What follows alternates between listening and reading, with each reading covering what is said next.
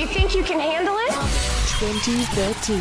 Mesdames et messieurs, puis-je avoir votre attention s'il vous plaît? Ladies and gentlemen. May I have your attention, please? Good evening and welcome to tonight's festivities. Whether it concerns buying off the rights to host the next Football World Cup or paying public officials to avoid IRS inspections, bribery is common and can be found anywhere. But imagine in just a moment a world without bribery or corruption. The public funds would be full, and maybe we could fill many of the gaps and crippling debts our government suffers from. But what can be described as bribery? In the part 4 of the book Business Ethics, 5th edition, the lawyer Scott Turow debates about what's wrong with bribery. There he describes it as follows. Bribery occurs when property or personal advantage is offered without the authority of law to a public official with the intent that the public official act favorably to the offerer at any time or fashion in execution of the public official's duty. Thus, a bribery can manifest as some kind of nepotism or when a public agent engages in unlawful negotiations with a private individual.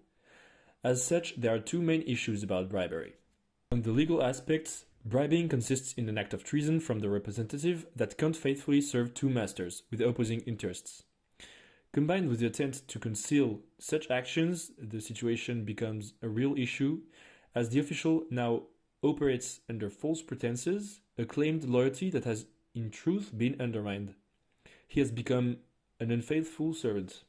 On the moral aspect, bribery breaks the principles of democracy and freedom as it opposes the principle that each stand as an equal before the government they joined to create, and each has a claim to government's equal concern and respect. Therefore, bribery is truly a plague to society, as accepting a bribe breaks the principles of equality and impartiality upon which our institutions lay to function properly, for the good of all. Corrupt societies are truly the least egalitarians. Of course, bribery also have very concrete monetary impacts, and can represent substantial financial losses for some given governance. For example, a study driven in 2018 has shown the European Union annual losses due to bribery and associated actions were roughly about 900 billion euros. With such money, we could have eradicated the malaria, assured access to education of every child in 46 poor countries, have assured access to water in developing countries, and destroyed world hunger. However, there are some cases in which we can wonder if bribery is beneficial. And if it is, it could act as some sort of bureaucratic lubricant. For example, it has been shown that gifts and bribery was key to the emergence of modern state. Before, kings were all-powerful but still couldn't rely on fast and efficient central administration or fast communication methods. As such, they had to rely upon gifts and preferential treatments to some people in whom they could trust. By giving them important position, it was an all-winning situation.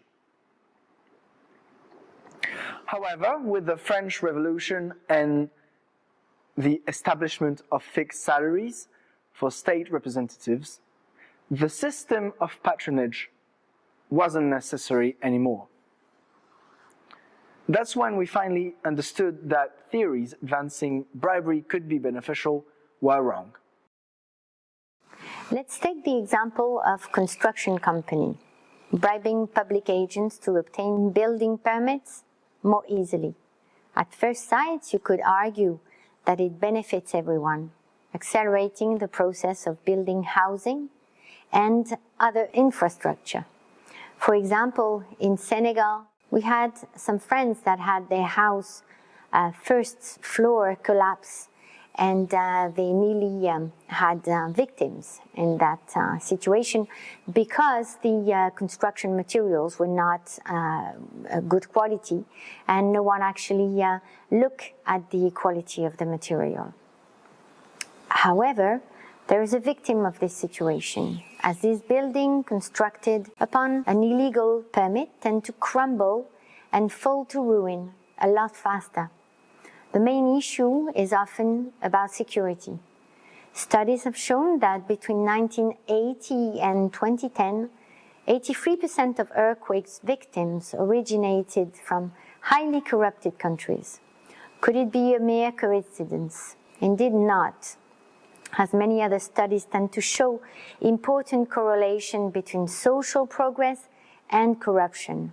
The International Monetary Fund have shown in 2002 that corruption and failure at school, as well as proportion of underweight babies, were highly linked. Bribery highly disrupts the economic system.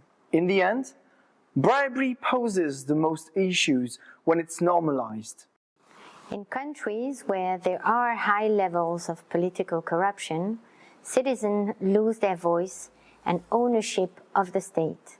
Even children end up being affected, as shown by a study in 2017, where it was being concluded that the more corruption is widespread, the more children will cheat in schoolwork.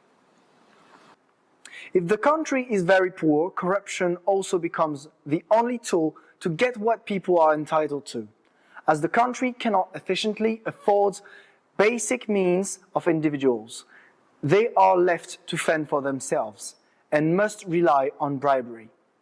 There are numerous situations that can arise in day-to-day life that can lead to bribing an official, representative, or anyone else for that matter.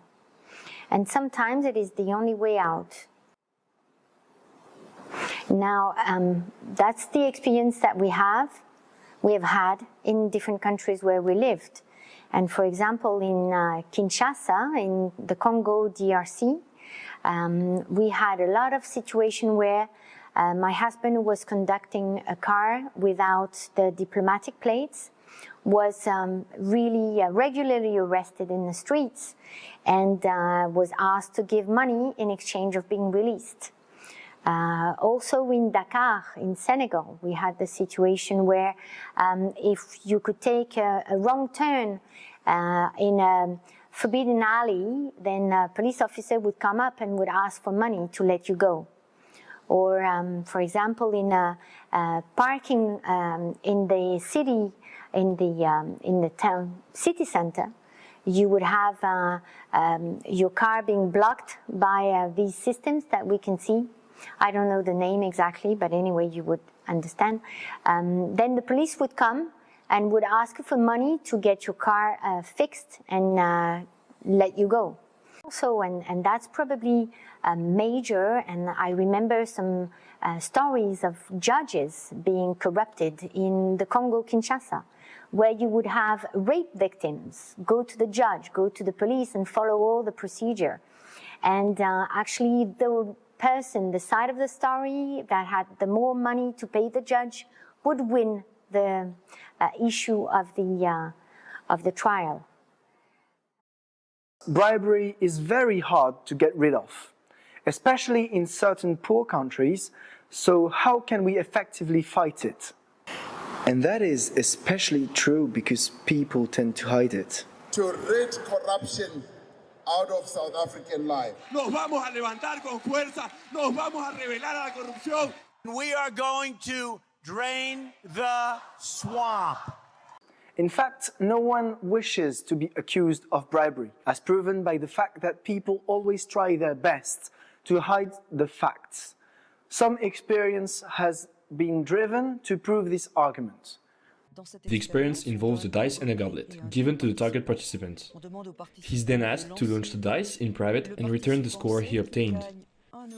This person is then awarded as much euros as the dice indicates, except for a 6, which won't give him any money. Without being able to check if the score reported by the participant is faithful, we can still expect the numbers to be reported the same amount of times, as mathematically, all results have equal chances to occur. However, the experiment tends to show a very different results. The numbers 6 and 1 are the least occurring, while the 4 and 5s are the most recurrent. With this result, we may wonder, if they are cheating, why not announce a 5 and gain 5 euros instead of 4? In fact, it seems people somewhat won't commit fully and will rather partially lie or fraud to retain some kind of good self-image and avoid being perceived as not trustworthy. In the end, this experience puts in evidence the role of trust in the phenomenon of bribery. And it seems, in many cases, trust in officials is not very concluding. This is why governments often opt for higher control over individuals to fight bribery and corruption. With the help of technology and artificial intelligence, Brazil and their ROSI algorithm analyze every member of the parliament's expenses to check for inconsistencies. There is also China and their Zero Trust program, which permitted the effective control of more than 60 million public agents, private data included. Nevertheless, there remains a risk with these methods. What if they are used to dismiss political opponents or leak sensitive information? This is the dark side of anti-bribery fight, as it can be used against freedom of individuals or democracy. This is why experts have proposed other measures to help reduce bribery in a given country. One of the most prominent models to explain corruption is called principal agent theory. In this model, there is a principal who is a politician. He then appoints the bureaucrat and controls him in order to provide services to the citizens. These citizens are the clients, and they send the feedback to the politicians during the elections. Now, the issue with this model is that if the politicians are also corrupted, the control of the bureaucrat is not working anymore. This is why for effective anti-corruption, we need to flip this model and make the citizens take the lead in this triangle. That is exactly what Estonia has done recently, which have led them to greatly reduce corruption and rank up to 14th place worldwide. To conclude, let's suppose this works and we manage to fight corruption effectively. However, to completely get rid of corruption is extremely difficult. It's a constant battle with new forms of bribery always developing, so it's always necessary to develop new tools to fight corruption. In the end, it's not a question of eradicating corruption, but rather to find a way to reduce it and above all, to manage it. This means enabling people to lead fulfilling lives even in societies where corruption is still present.